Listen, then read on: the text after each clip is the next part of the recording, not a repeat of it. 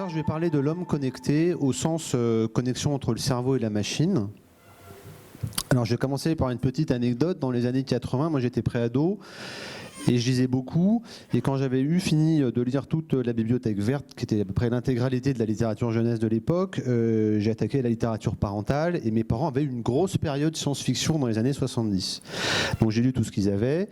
Et je suis tombé sur un roman publié à la fin des années 80, appelé Base Vénus, qui raconte des histoires d'une espèce de super agent secret dans un monde galactique. Et on fait des enquêtes dans tous les sens. Et le personnage, nom de code Sparta, a à sa disposition tout un tas d'améliorations cybernétiques issues de l'ingénierie biotechnologique avancée. Alors moi j'ai trouvé ça génial à l'époque évidemment, sauf que moi j'étais au collège, j'ai quand même trouvé que la science au collège était quand même très très loin de la science que j'avais dans ce genre de roman. Et j'étais assez déçu, et globalement je trouvais que la science qu'il y avait autour de moi dans les années 80 était très très très loin de ce que je pouvais lire dans ma littérature préférée. Alors cette anecdote me sert un petit peu d'introduction au fil conducteur de la soirée, à savoir la compétition entre la science-fiction et la recherche scientifique sur toutes ces questions de connexion entre l'homme et la machine, ou entre le cerveau et la machine. Alors je vais commencer par interroger le public, parce que moi j'aime bien faire ça. Donc je vais vous demander, à votre avis, qui de la recherche scientifique ou de la littérature de science-fiction a imaginé en premier de connecter un cerveau à une machine? Alors qui pense que c'est la recherche scientifique? Je vais vous demander de lever la main, à votre avis. Qui pense que c'est les scientifiques qui ont imaginé en premier connecter le cerveau à la machine? 2. Ok. Qui pense au contraire que c'est plutôt la science-fiction qui a imaginé connecter le cerveau à la machine? Ok. Il n'y a quand même pas grand monde qui croit en la science ici, parce que vous avez tous faux, à part les deux du premier rang. En fait, c'est bien les scientifiques qui ont imaginé ça en premier. Alors, ils n'ont pas connecté directement le cerveau à la machine, mais ça commence à la fin du XVIIIe siècle en Italie avec un couple, Luigi et Lucia Galvani. Leur nom a donné le mot galvanomètre ou galvanisation par exemple pour leurs travaux sur l'électricité, et ils ont découvert qu'en connectant les pattes de batracien à d'électricité, il y avait des soubresauts qui apparaissaient, ils pouvaient faire bouger les pattes des grenouilles avec de l'électricité, ce que beaucoup de gens ont fait en TP de biologie au collège. Ils en ont déduit qu'il devait exister quelque part une forme de quelque chose qu'ils ont appelé l'électricité animale. Donc ça remonte à il y a quand même quelques temps. Alors, il faut attendre un siècle pour qu'un chercheur du nom de Richard Caton, aux États-Unis, s'intéresse à l'activité électrique du cerveau. Alors, il travaillait sur les animaux à l'époque, mais il a montré que les animaux, leur cerveau en tout cas, émettaient des ondes électriques qu'on pouvait capter, et que ces ondes électriques étaient variées en fonction de l'état d'éveil de l'animal. Alors, ces travaux passent relativement inaperçus. Il y a une demi-page dans un journal un peu obscur à l'époque. Il faut attendre 1924 pour qu'un Allemand du nom de Hans Berger applique les méthodes de Caton à l'homme. Il développe ce qu'on appellera plus tard l'électroencéphalographie, qui permet de mesurer les variations du champ électrique émis par le cerveau des patients. Alors il montre notamment que les ondes qu'il arrive à mesurer sont répétables d'un patient sur l'autre, et surtout quand il ferme les yeux, il y a un phénomène assez extraordinaire qui est commun chez tout le monde. Il y a une onde qui apparaît, c'est à peu près systématique chez tout le monde, que lui appellera l'onde alpha. Voilà, donc ça c'est il y a presque un siècle, quand même. Mais bon, il ne faut pas attendre longtemps pour que la science-fiction se saisisse de ce genre de découverte. Donc la fin des années 20, on imagine déjà qu'on peut mettre des cerveaux dans des robots. Alors à l'époque, il n'y a pas de robots, mais ils avaient déjà imaginé mettre des cerveaux dans des robots. Un peu plus tard, au début des années 30, Howard Lovecraft imagine que les aliens qu'il y a dans ses romans peuvent plonger le cerveau de leurs victimes dans des espèces de tubes, et après on peut interagir avec le cerveau qui est maintenu en vie. À la fin des années 30, Galoun explique que dans son personnage, il a un implant dans le cerveau, et il peut communiquer avec une machine et un écran. Voilà, en 39 quand même. Mais il faut attendre le début des années 70 pour que, à mon sens, il y ait deux révolutions majeures. D'abord la sortie du roman Cyborg et la sortie de L'Homme Terminal. Alors ces deux romans ont en commun que le personnage principal a un accident. Donc dans Cyborg, c'est un pilote de l'armée américaine qui se crache, et ensuite les médecins se saisissent de lui et le réparent. Ça va parler à quelques personnes puisque ça a donné la série L'Homme qui valait 3 milliards. Et puis dans L'Homme Terminal, Michael Crichton, celui qui a écrit Jurassic Park plus tard, décrit un personnage qui a aussi un accident, sauf que lui, il a une blessure au cerveau. et il se met à avoir des crises de violence. Donc on lui pose un implant pour réguler ses humeurs. Alors ça marche pas du tout, il devient encore plus violent, mais il tue plein de gens. C'est un peu le but du roman en fait. Mais voilà, il y a 50 ans, on imaginait déjà ces trucs-là. Alors l'année suivante, les chercheurs reprennent un peu le pas avec le professeur Vidal, qui est américain, qui imagine le mot Brain-Computer Interface, donc la connexion entre le cerveau et la machine. Et lui, il imagine qu'on peut déjà utiliser l'électroencéphalogramme pour piloter des machines comme des voitures et même des avions. Ah, donc ça, c'était en 73 quand même, hein, c'était il y a presque 40 ans, 50 ans. Mais à mon sens, en 1984, William Gibson écrit Neuromancien et il tue la course. Donc dans Neuromancien, William Gibson invente les yeux bioniques, enfin il imagine les yeux bioniques, les oreilles artificielles, les membres cybernétiques qu'on peut remplacer comme on veut. Il imagine aussi un implant qui permet de projeter la conscience du personnage dans un environnement virtuel. Donc Gibson, il a inventé Matrix 20 ans avant quand même. Donc à mon sens, à ce niveau-là de la compétition, la science-fiction a tué tout match. Hein. Ils ont tout gagné, ils ont tout fait. Sauf qu'aujourd'hui, on est en 2022, c'était il y a ces romans-là ont près de 40 ou 50 ans, et moi je vois toujours pas dans la rue les héros de mon enfance. Hein. Il n'y a pas de Super Jimmy, il n'y a pas de Steve Austin, il n'y a surtout pas d'Inspecteur Gadget. Tous ces personnages qui sont dans la littérature populaire ou la télévision ont été présentés, ils n'existent pas dans la vie d'aujourd'hui, il n'y a pas d'humains augmentés et qui courent partout dans les rues. Alors se pose la question, pourquoi ? Pourquoi est-ce que ça n'existe pas en vrai ? Est-ce qu'on n'en parle pas ? Ou est-ce que ça n'existe pas ?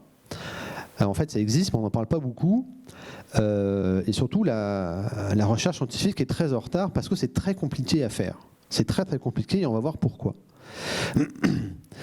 Alors avant, je vais me permettre d'introduire un système clé dont on va parler toute la conférence, c'est le système nerveux et le système nerveux central. Alors globalement, le système nerveux central, ça commence par le cerveau, on connaît tous, il est dans la boîte crânienne. Sous le cerveau, il y a ce qu'on appelle le tronc cérébral, et du tronc cérébral descend, on le voit ici, si j'arrive à faire marcher le pointeur, là ce qu'on appelle la moelle épinière et qui vient en fait connecter à travers, donc ça suit la colonne vertébrale et ça suit les vertèbres. Donc ce sont des nerfs qui partent du tronc cérébral et qui descendent, et à chaque vertèbre, il y a des nerfs qui sortent pour venir alimenter chaque section du corps humain.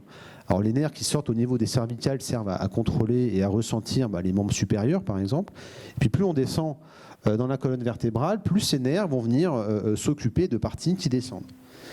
Donc en haut c'est les bras, un peu plus bas c'est le torse, et puis plus bas c'est les jambes, etc. Et donc à chaque vertèbre, il y a deux types de nerfs. Hein. Il y a des nerfs qui partent de la vertèbre, enfin qui partent de la moelle épinière pour aller vers la périphérie. Donc ils sont en rouge ici, donc ce sont en bleu. C'est ce qu'on appelle les nerfs moteurs, permettent de contrôler tout l'aspect moteur du corps, contrôler les bras, les mouvements, etc. Et puis il y a les nerfs qui vont dans le sens inverse, parce que les nerfs ont un sens, qui partent de la périphérie, et ce sont les nerfs qui rapportent les informations sensorielles. Alors c'est important parce que ces nerfs-là, donc en fait, ce sont des axones, c'est une partie du neurone qui transmet l'information électrique le long du nerf. Et dans la moelle épinière, ces nerfs, ces axones, ils ne peuvent pas repousser. S'ils sont abîmés ou blessés, c'est perdu. Et ce qui se passe, c'est que si on a une lésion, une cassure ou une séparation de la moelle épinière au niveau des cervicales, tout ce qui est en dessous, ça ne peut plus marcher. On ne peut plus les commander. La partie motrice ne fonctionne plus. Et surtout, la partie sensorielle ne fonctionne plus non plus. Si au contraire la lésion est un peu plus basse, au niveau des lombaires, on peut perdre l'usage de ses jambes et la sensation dans ses jambes. On dit alors que le patient serait paraplégique. Alors j'explique ça parce qu'il y a plein d'applications par la suite. Mais globalement, le monde nerveux du corps humain et la machine sont très différents. Il ne suffit pas d'attacher l'un à l'autre pour que ça communique et que ça marche bien.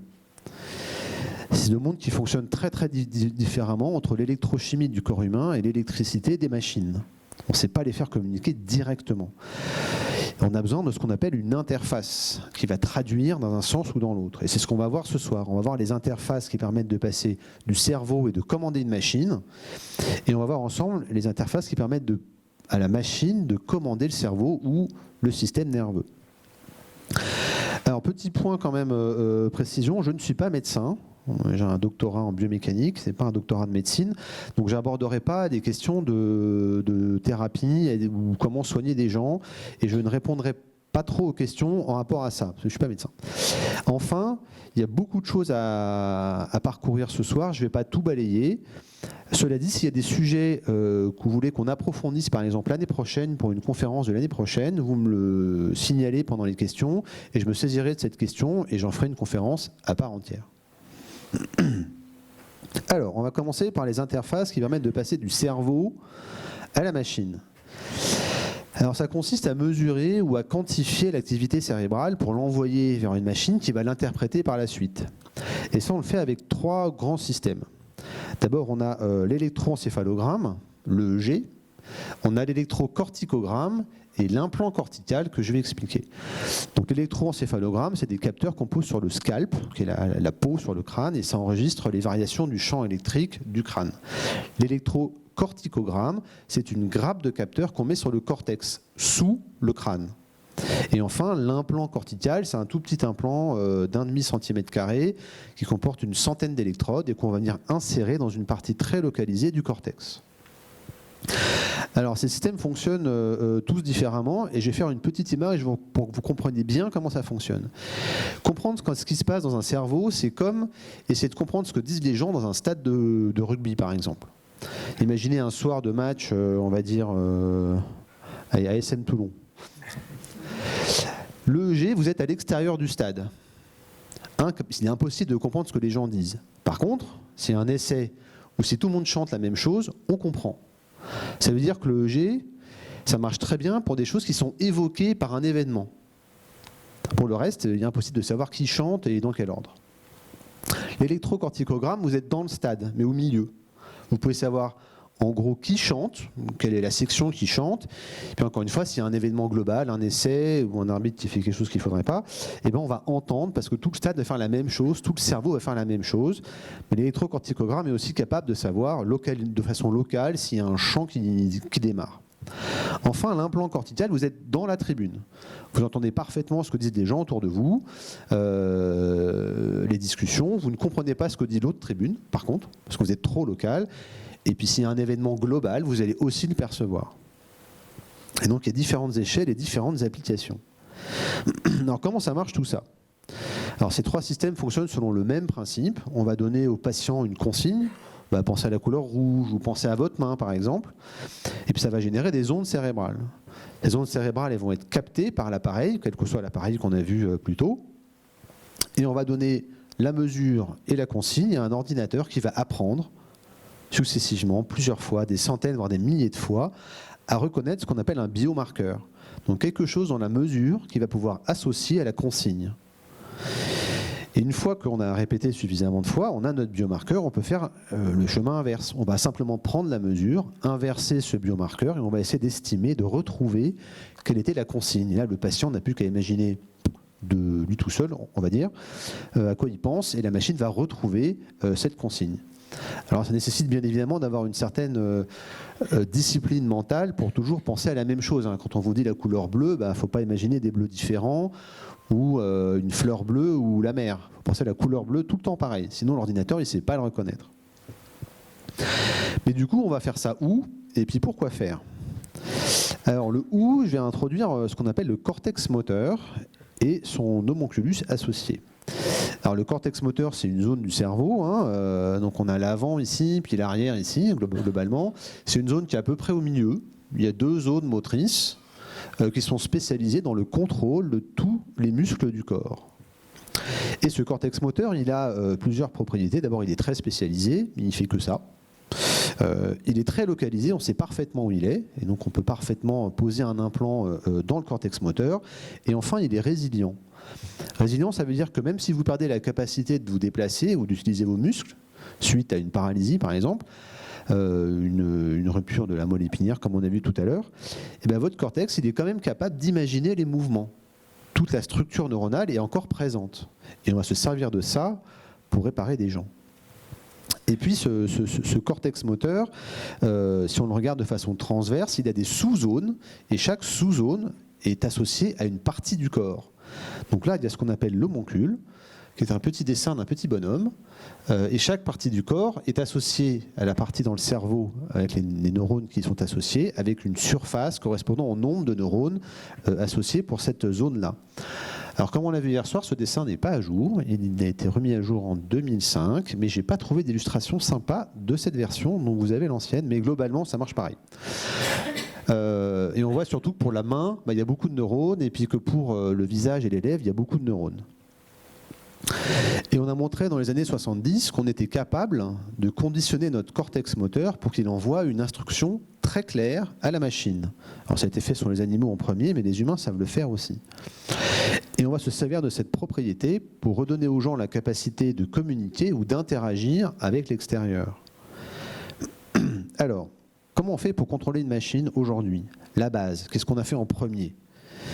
Et bien en premier, on a utilisé l'implant cortical. Donc on a descendu ce petit implant qui fait un demi-centimètre carré dans une zone du cerveau.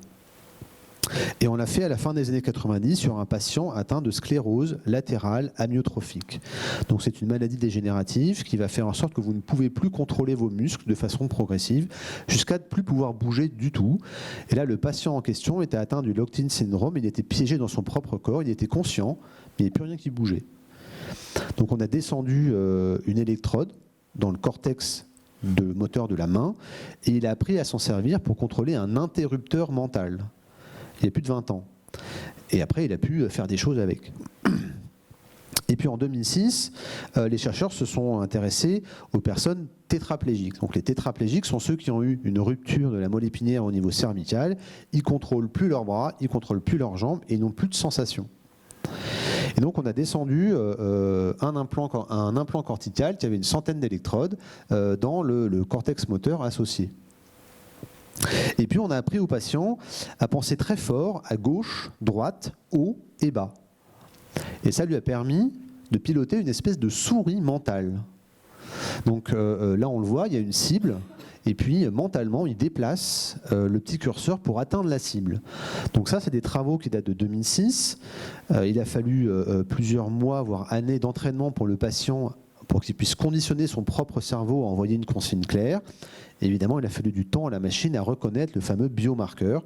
Mais au final, il arrive tout à fait à suivre une cible. Alors c'est un peu hésitant, évidemment, mais il y arrive très bien. Alors on peut utiliser cette propriété pour redonner aux patients la capacité de communiquer. Il y a certaines pathologies dégénératives qui empêchent un patient de parler, par exemple. Il provoque une anartrie où le patient ne peut plus communiquer, il n'a plus usage de sa parole. Et ben dans ce cas-là, on va utiliser notre implant cortical et cette fameuse souris mentale qu'on va associer bêtement à un clavier. Et ensuite, le patient apprend à taper au clavier en y pensant. Alors c'est une méthode qui marche assez bien, on atteint à peu près 40 caractères par minute et c'est des travaux qui redonnent la capacité à des personnes qui ne peuvent plus parler, la possibilité d'interagir avec leur famille ou leurs proches. Et puis tant qu'à travailler sur le cortex moteur, plus récemment, toujours en utilisant l'implant cortical, il y a une équipe qui s'est dit mais puisqu'on sait que le cortex moteur garde ses capacités, plutôt que de bouger un curseur, pourquoi on ne demanderait pas aux patients d'écrire en fait, de dessiner, de penser à écrire des lettres? Parce que tous les schémas moteurs, quand vous écrivez, sont inscrits dans le cortex moteur. Vous pouvez très bien imaginer dessiner un A, un F ou un P, et ça marche très très bien. Ça marche tellement bien que l'ordinateur est capable de reconnaître les 26 lettres de l'alphabet quand vous imaginez les dessiner ou les écrire. Donc là, j'ai passé une petite vidéo qui montre la même phrase, tapé en bas par le clavier mental avec la souris, en haut par une personne qui imagine simplement dessiner les lettres. Ça va 2 fois plus vite. Bon, j'ai accéléré la vidéo pour que ça ne dure pas trop longtemps, mais gardez ça en tête, l'implant cortical dans le cortex moteur où la personne imagine la lettre qu'elle est en train d'écrire, permet d'écrire à peu près 80 caractères par minute. Alors, il a fallu 3 ans d'entraînement aux patients pour y arriver, mais bon, 80 caractères par minute, je connais des gens clavier, ils font moins bien, hein, avec leurs 10 doigts. Et ça, donc, ça a été imaginé en 1939 par un auteur américain. Et voilà, on est en 2022 et ça, c'est possible. Donc là, on a complètement rattrapé la science-fiction. Là-dessus, il n'y a pas de problème. Alors, quitte à contrôler une machine, on peut aussi essayer d'aller plus loin pour agir physiquement sur l'environnement qui nous entoure. Alors en 2012, donc c'est les travaux qu'en 10 ans déjà, les chercheurs se sont dit on va donner la chance à une personne, encore une fois tétraplégique, de pouvoir utiliser un bras robotique. Donc là, le patient, il est tétraplégique, il peut bouger ni les mains, ni les pieds, et à peine le haut du corps, c'est-à-dire le visage. Donc on voit qu'il a un implant cortical ici. La personne, elle a un implant branché dans son cortex moteur, et à force d'entraînement, la personne a réussi à s'entraîner pour pouvoir piloter le bras mécanique, qui est allé chercher une gourde et qu'elle arrive à amener à sa bouche, juste en y pensant. La personne qui est derrière ne sert qu'à contrôler qu'il n'y ait pas de bug, mais elle n'intervient pas dans la manip. Donc ça, cette personne qui ne peut pas interagir depuis quelques années avec le monde extérieur est capable de piloter littéralement une machine avec son cerveau. Et ça a 10 ans déjà. Et donc ça lui donne cette capacité incroyable, je pense que la personne ne pensait pas qu'elle pourrait y arriver un jour, de nouveau prendre simplement une gourde et se désaltérer toute seule. Quand on est tétraplégique, c'est un tour de force non négligeable.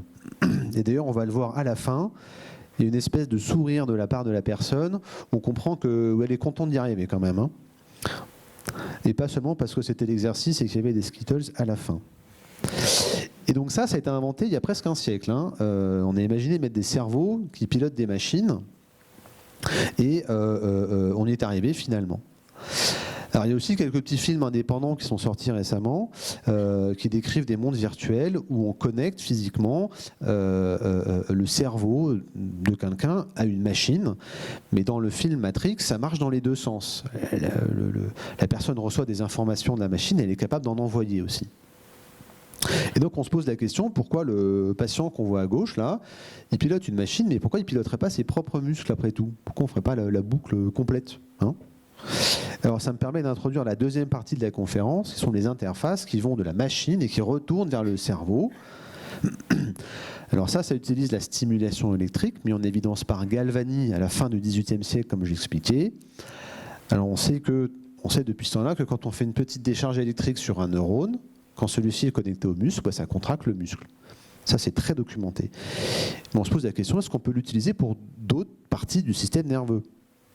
C'est pour ça que je vais parler plutôt d'interface entre la machine et le système nerveux. Alors la stimulation électrique sert à plein de choses. Hein. On sait par exemple l'utiliser pour resynchroniser des organes qui deviennent un peu erratiques, notamment le cœur, qui est un organe autocontractile, il se contracte tout seul, il n'a pas besoin de la commande du cerveau pour ça. Mais parfois, la synchronisation entre les ventricules et les oreillettes ne fonctionne pas très bien. Le cœur rentre ce qu'on appelle en fibrillation et sa fonction de pompage diminue. Alors pour corriger ça, on met ce qu'on appelle un pacemaker, qui est un stimulateur électrique qui va resynchroniser les cellules du cœur. Alors comme c'est posé quasiment en routine par les chirurgiens depuis plus de 50 ans. Je ne vais pas en parler ce soir, mais c'est un peu le premier implant qu'on a posé chez des humains. On peut aussi, dans certains cas de maladies mentales, notamment le maladie de dégénérescence comme la maladie de Parkinson, poser un implant pour faire de la stimulation cérébrale profonde et redonner aux patients la capacité de contrôler leur système moteur. Ça, on sait aussi que ça marche bien. Comme c'est un aspect très médical, j'en parlerai pas ce soir, mais si ça intéresse des gens l'année prochaine, peut-être aidé par Xavier Moisset, je pourrais peut-être faire une conférence là-dessus. On peut aussi utiliser la stimulation pour redonner à un patient une capacité sensorielle qu'il aurait perdue. Donc vous connaissez tous les 5 sens principaux. Alors Philippe Luciarini dirait qu'il y en a un 6e, qui est la proprioception, merci. Ah, t'es 8 maintenant, ok. Mais bon, les 5 sens principaux que sont la vue, l'odorat, le goût, le toucher et l'ouïe, il y a un certain nombre de sens qu'on peut redonner à des gens qui en ont perdu la capacité. Donc je pense notamment à l'audition, à l'ouïe. Ça fait longtemps qu'on sait faire des implants auditifs, notamment l'implant cochléaire. J'en parlerai pas non plus ce soir parce que c'est très médical et surtout c'est posé en routine. On s'éloigne un peu de la science-fiction. Aujourd'hui, c'est un peu de tous les jours, là. Non, j'ai plutôt parlé des yeux cybernétiques. Ça, c'est cool.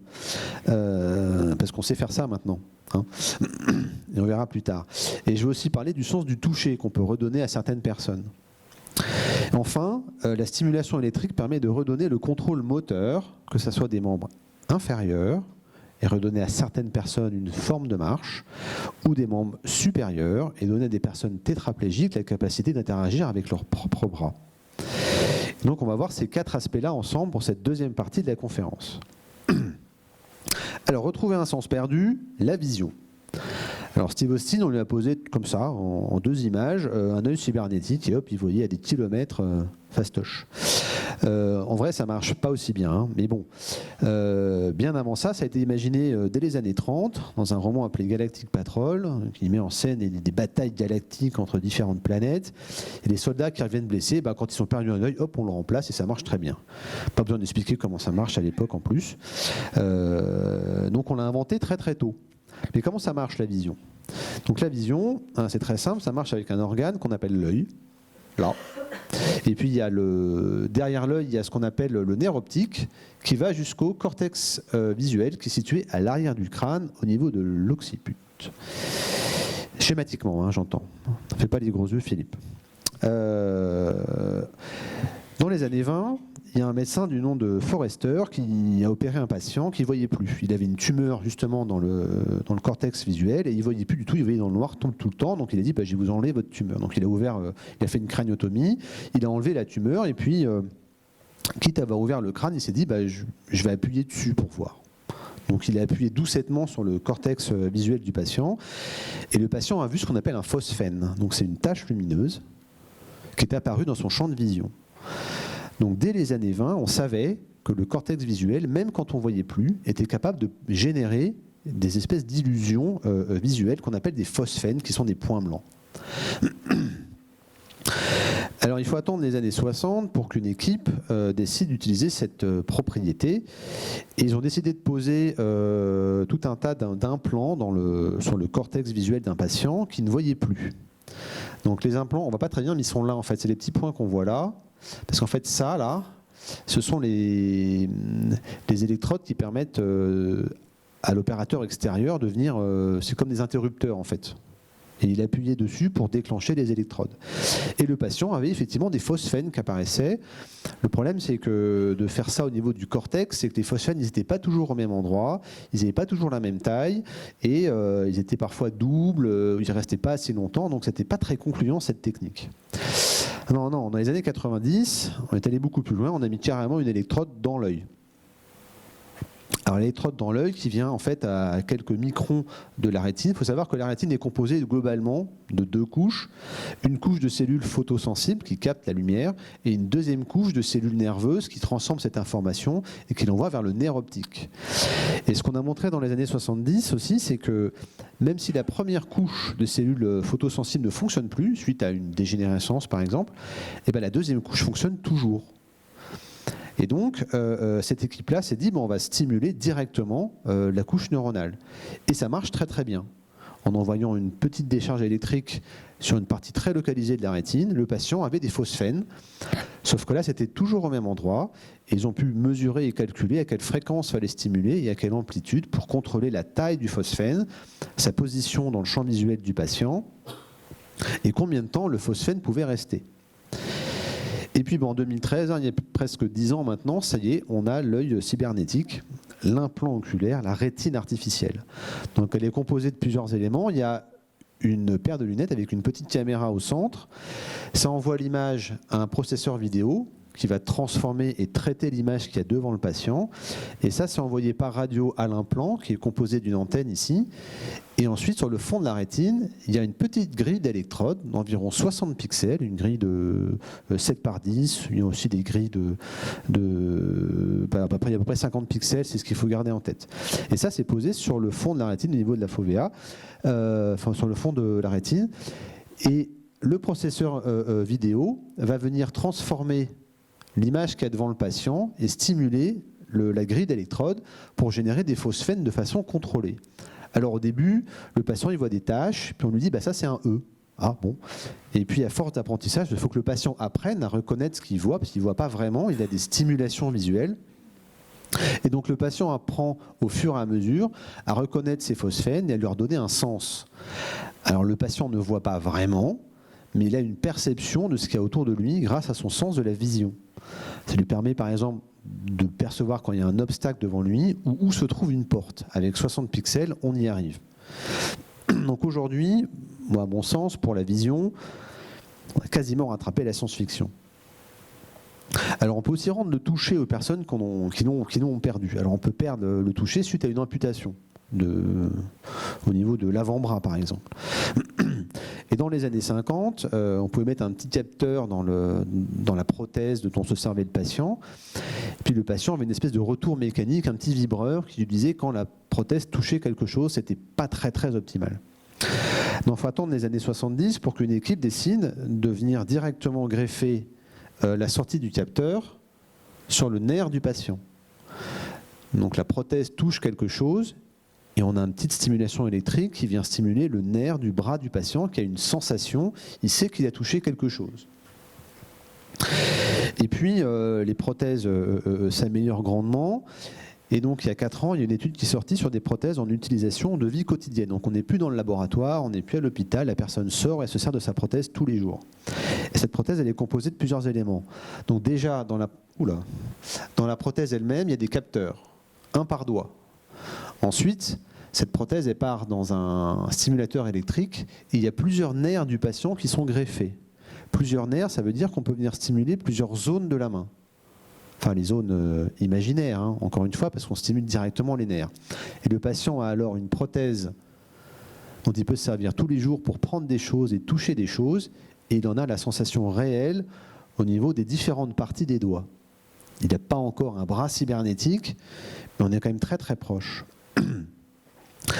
Alors pour les personnes qui ont une lésion de la moelle épinière, par exemple les personnes qui sont tétraplégiques, hein, comme on a vu dans le schéma tout à l'heure, qui n'ont plus la capacité de sentir ce qui se passe au niveau de leurs doigts, eh ben, on ne peut pas utiliser cette technique. Donc on retrouve la technique qui consiste à descendre un implant dans le cortex et on retrouve un homoncule similaire pour les sensations.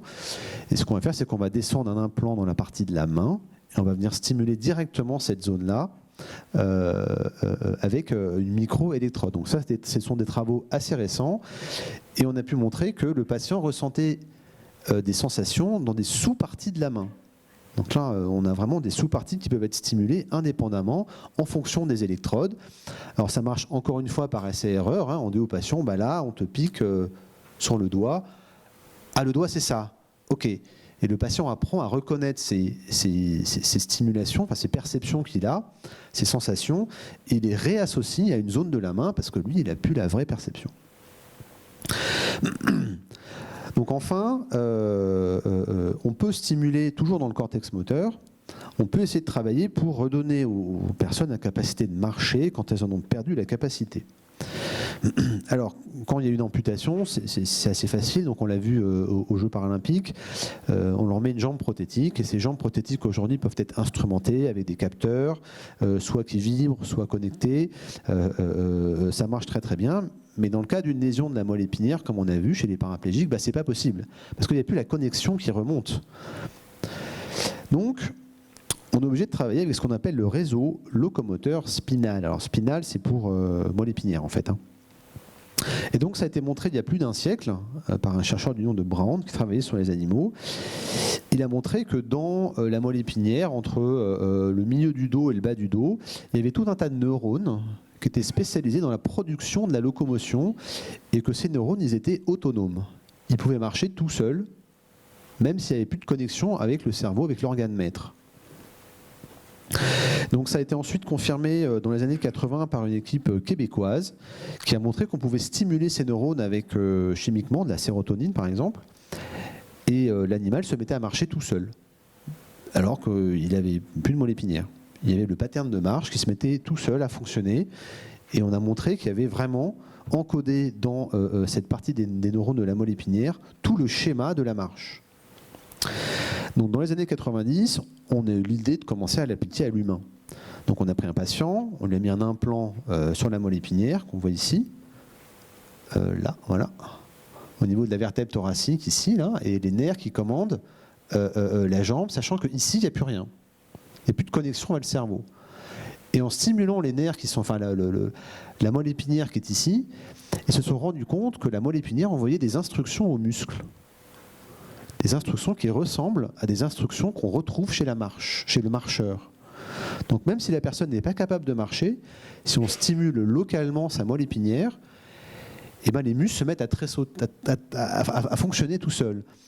Alors là, comme le patient avait des muscles atrophiés, ben, c'est pas bien marché, mais ces muscles fonctionnaient et de façon synchrone, comme s'ils marchaient.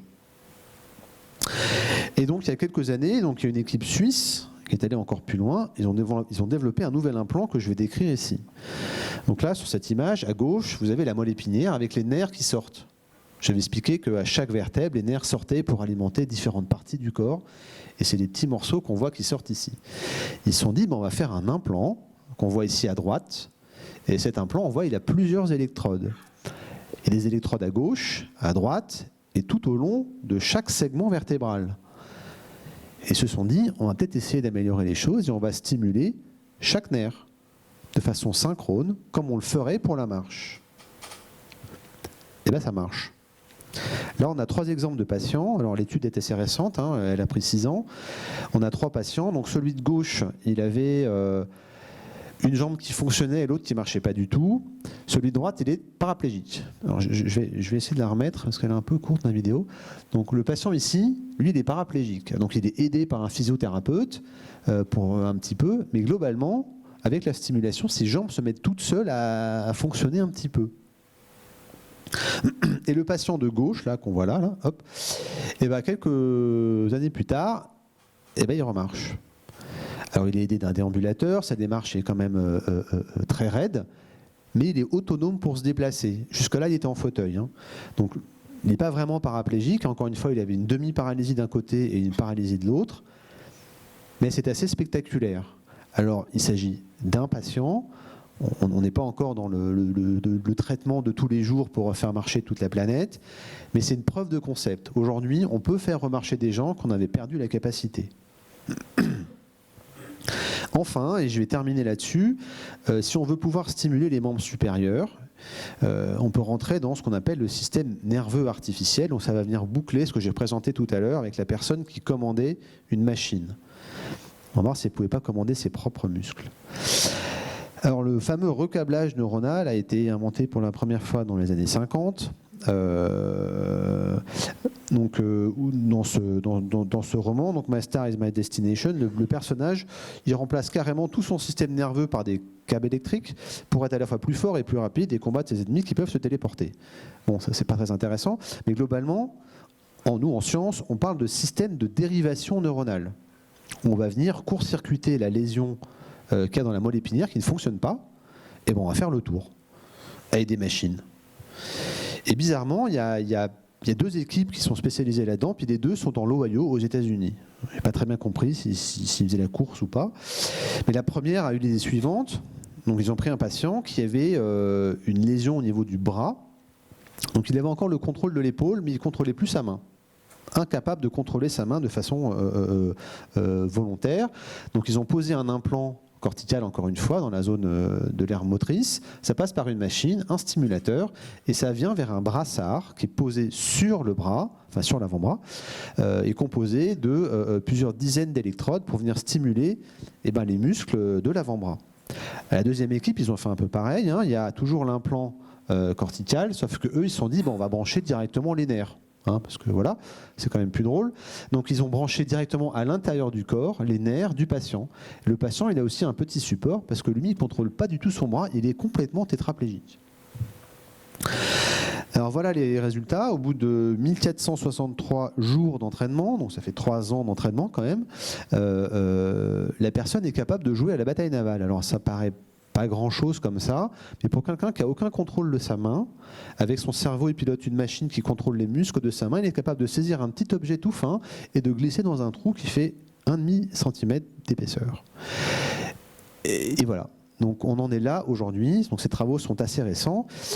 Alors la deuxième personne qui est complètement tétraplégique, elle ne contrôle pas du tout son bras, et mentalement, on retrouve l'implant cortical ici. Il a un petit support pour le bras qui est aussi piloté par son cerveau. Et il est capable de saisir un objet qu'on lui tend, de le porter à sa bouche et de rendre l'objet à l'opérateur qui l'aide. Donc cette personne-là, encore une fois, elle est complètement tétraplégique. Elle est incapable de bouger ça normalement. Donc aujourd'hui, la dérivation neuronale, on a fait la preuve, ça marche. Et je vais terminer là-dessus pour conclure que cette fameuse course entre la science-fiction et la science, alors moi je l'interprète de la façon suivante. Les auteurs de science-fiction, c'est un peu le lièvre. Ils sont partis très vite au siècle précédent. Et puis la science, on ne travaille pas au même rythme. Il faut apporter des preuves, faire des expériences scientifiques, c'est très lent. Mais dans la fable, la tortue, elle gagne. Et c'est un peu pareil. La science, elle a quand même rattrapé la science-fiction sur pas mal de domaines. Je pense aujourd'hui que pour tout ce qui consiste l'humain qui est réparé, la science a gagné. En ce qui me concerne, moi je trouve que c'est comme ça. Par contre, pour tout ce qui est l'humain augmenté, dont je n'ai pas vraiment parlé ce soir parce que tout simplement ça n'existe pas, ça reste du domaine de la science-fiction. Tout ce qu'on sait faire aujourd'hui, c'est augmenter des humains avec des téléphones, des lunettes de vision nocturne, mais on ne sait pas faire grand-chose d'autre, notamment parce que la fameuse balance bénéfice-risque, elle est très négative. On ne va pas risquer de compromettre l'intégrité physique de quelqu'un alors qu'il va très bien. Voilà, donc j'ai terminé pour cette conférence. Je voudrais remercier Philippe Lucarini pour m'avoir invité à faire cette conférence. Je voudrais remercier Jean-Baptiste Tidou qui fait la captation vidéo ce soir, et puis tous les membres de l'association Overbrain pour avoir géré la semaine du cerveau en Auvergne.